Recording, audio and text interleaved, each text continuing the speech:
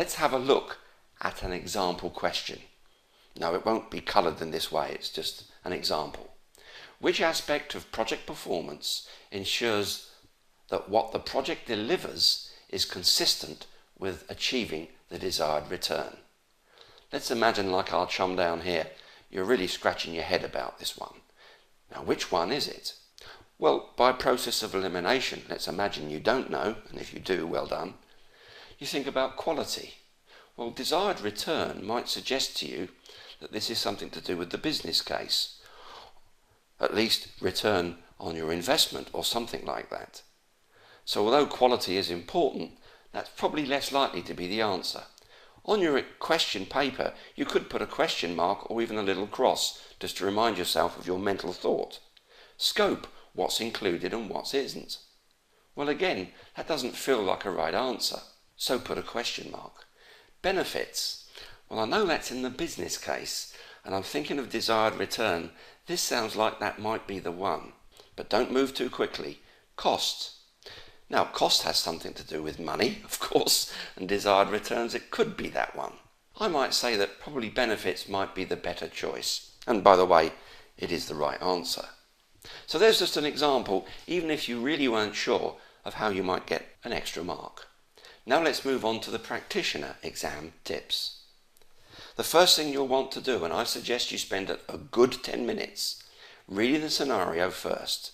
If you've got a highlighter, a yellow highlighter, I recommend you do, then you might want to highlight key points. Perhaps a good focus is on the products that might get mentioned in the scenario as well. This might help keep in your mind exactly what the deliverables are of the scenario. Now you need to look at the 9 questions, and I would suggest you do them in number order. I always teach my delegates to do it that way. Number 1, it's consistent, and number 2, you may well find that later answers will be helpful on earlier questions. So attempt question number 1 and continue through. I don't suggest that you do this in several passes like the foundation exam. The reason why I personally recommend that is that you'll be jumping from topic to topic and your brain will be spinning. So keep on. For example, question 4, when you get to it, let's imagine it's something to do with the business case, then you're in the business case thinking zone, and I find that's more efficient. Make any notes on the question and the scenario on the actual question sheets themselves that you'll have in the exam pack. You will have to hand these back, of course, and quite right too, but there's nothing wrong with you making notes on it, perhaps just to help you get to the right answer. As I've already mentioned, allow yourself 15 minutes maximum per question topic. If you can do them in a little quicker, then when you come to the end, if there is a particular earlier question that you thought of that you think that you might have a different answer, then you can go back. Read any additional information for the next question only. What do I mean by that? Well, the first thing, of course, read the scenario. Now let's imagine you're on question 1. Check to see if there are any extra information on question 1. There's normally extra information, additional information for each of the questions, although some may not have it. So read that extra information before you attempt the question. There may be important information there that will help you answer the question quickly and get the right answers. If you're struggling on an answer, maybe make a note and move on. I would not recommend this as a strategy, as I've already said, but there's no point you spending your 15 minutes and still worrying about it and then spending another 5 minutes. You're missing out possibly on future questions that you can do quickly and easily. Keep an eye on the clock, in other words. Remember, strict time management is needed. I would recommend when you get to your 15 minutes, mercilessly move on to the next question. Remember, you only need to get 55% correct, and spending precious exam time scratching your head on areas which you're not really sure about is likely to lead to a fail. I now want to just cover broadly some of the types of questions you'll see. Again, my intent here isn't to give you any answers per se, but to get you used to scanning and reading and understanding what the examiner is getting you to answer. I've just invented this, and this is exactly how it will be laid out on your question sheet. You'll have a syllabus area and it'll name it. I've called this the quality theme. It'll have the question number. Let's imagine this is question 4. And as I said, each topic will be split into parts. Let's imagine this is part B. Normally you'll just have a part A or B, although you may get a part C sometimes. But the new exam normally is just an A or a B. And the examiner will tell you how many marks will be awarded to this particular topic area.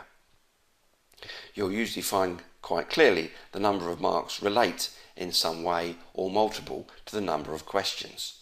And here, since you've got 3 questions, you may rightly assume it's a mark a question. So this question type goes something like this. There'll be 2 columns, column 1 and column 2. And it'll say clearly something like this: column 1 is a list of objectives. For each objective in column 1, select from column 2 the quality activity that addresses it.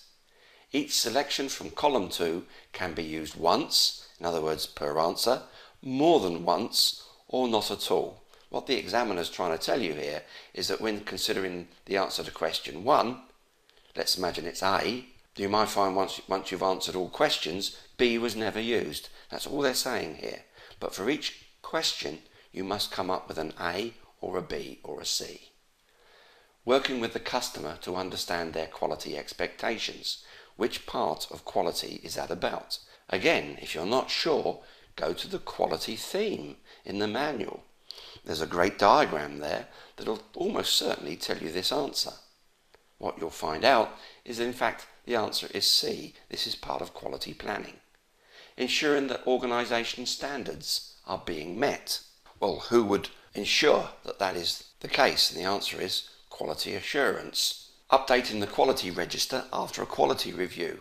Well, this is well after the product's been made, of course, and this is, of course, quality control. Here's another type. Again, I've just invented this, but to remind you, you'll have this information at the top of the question paper.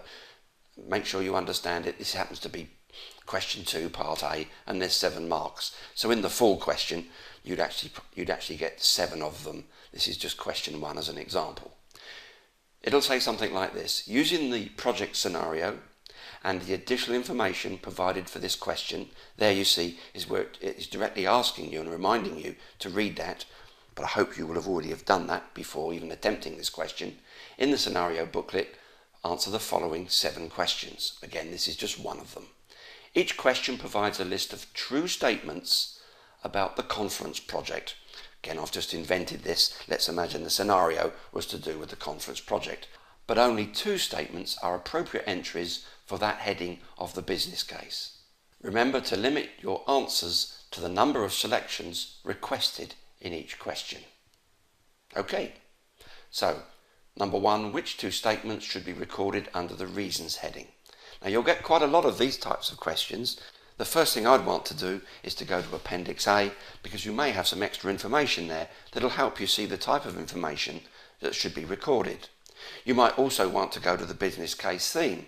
Again, in the text of the manual, it may well cover the type of information under reasons. And you now have to decide which of these, which 2, are reasonable and correct.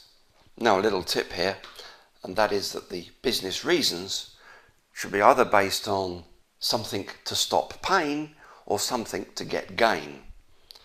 Now, A is talking about boost customer repeat business by 15%. This is a benefit, so this would be recorded under the benefits section, not the reasons. The average return on investment has been this. Well, so what? It's just a piece of information. That is no reason why you'd want to run the project. Which means the last 2 must be correct. We are now losing an extra 6% of our revenue to competitors. That would be a reason why you want to run a project to boost sales. Our low company profile has resulted in a loss of 10% sales this year. Again, that would be a right answer to include under the reasons heading.